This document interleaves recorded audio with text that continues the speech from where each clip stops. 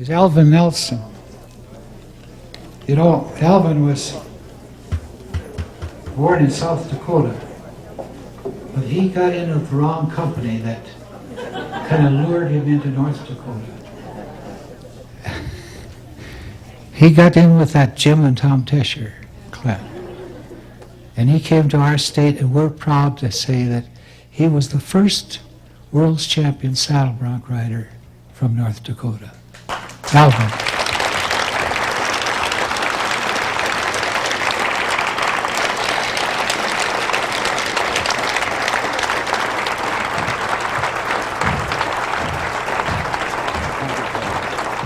Thank you, Father. First, I'd like to thank Alvin Nelson and Phil Baird because they're the ones that really got this thing started. There was a lot of people talking about it, but I don't know if anybody else would have got at it and done it. And I'd like to thank the Board of Directors, and they've done an awful lot of work on it. And the Board of Trustees, they're the ones that done the voting for us. And I would like to thank the family and all the friends that came today. And it's a great honor to be voted in for this first induction of the Hall of Fame, and especially with all the good friends I have, Dwayne, and I'd like to congratulate Dwayne and Jim and Tom. They've been great friends, and we've went through a lot together. Of car wrecks and all. And I remember one time Dwayne and I, and Tom and John Pfeiffer, we went to Rochester and Gary, New York, and we got back there and we won most of the money they had. And I don't think we let them have any of the bronc riding, the four of us.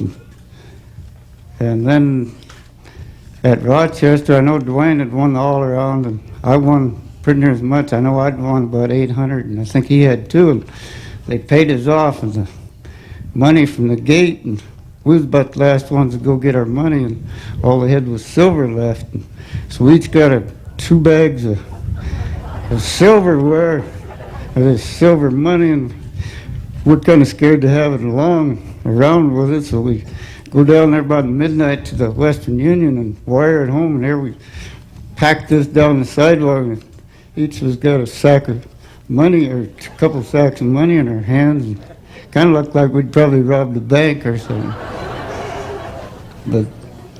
And I'd like to congratulate the other inductees, the Christensens and Kennedy and Lakey families. I know most, or quite a few of the family members of these 3 families. The Lakey Ranch borders our ranch on the south side, so I'm well acquainted with the ranch and the range that he ran on. And would like to congratulate the Killdeer Roundup. That's kind of home country for me too. And I always get asked why I ended up staying in North Dakota.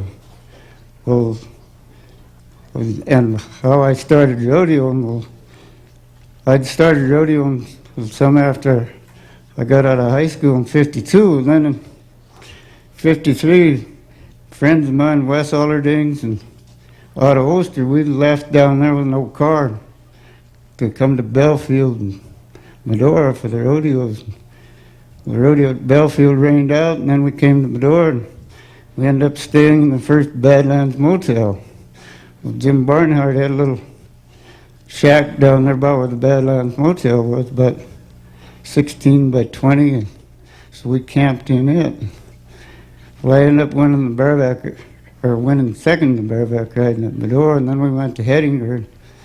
After the rodeo at Hettinger, well, I came home with Jim and stayed with him and Jim and Loretta and at his ranch, and we'd done a lot of riding, and then went rodeoing together quite a lot of the time.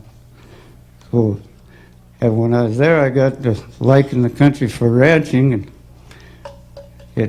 with the shelter of the Badlands and the brush on the river and in the draws. Well, I think it's probably as good a place to winter a cow as there is. So I end up buying a ranch on the Einer Pierce Ranch, and it's about 40 miles down the river from here. And then that was in 56. In 57, I bought the Scott Gore Ranch just across the river and joined it. Two of them together make a pretty good ranch. And then in 58, I married my wife, Kay, and we've got one son.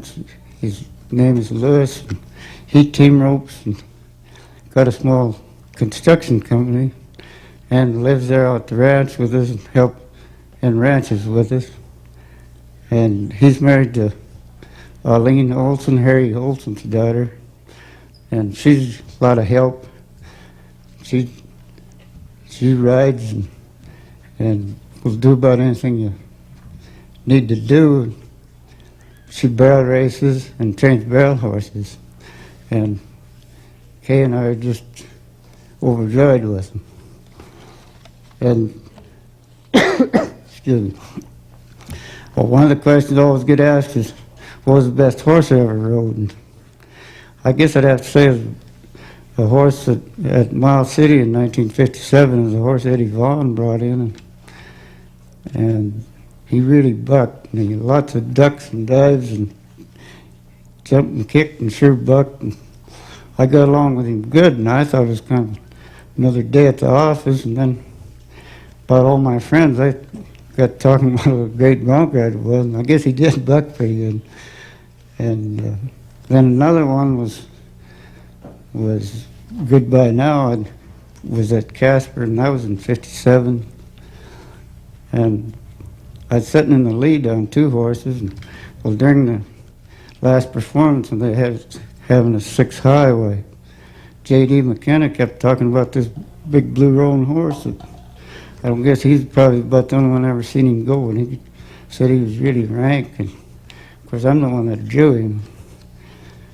And so we got on him, and he sure bucked. And he had a lot of ducks and dives and hard to ride, but I got along with him pretty good. And after that, a lot of my friends said that was the best bronc ride they'd ever seen.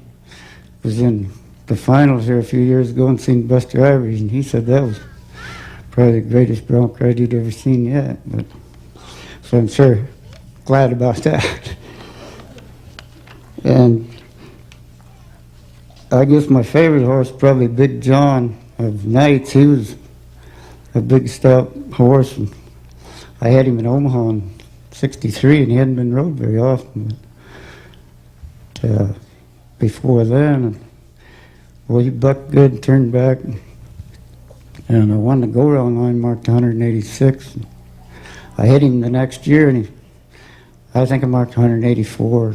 Not quite as good, but and I won a go-round on him in Billings also.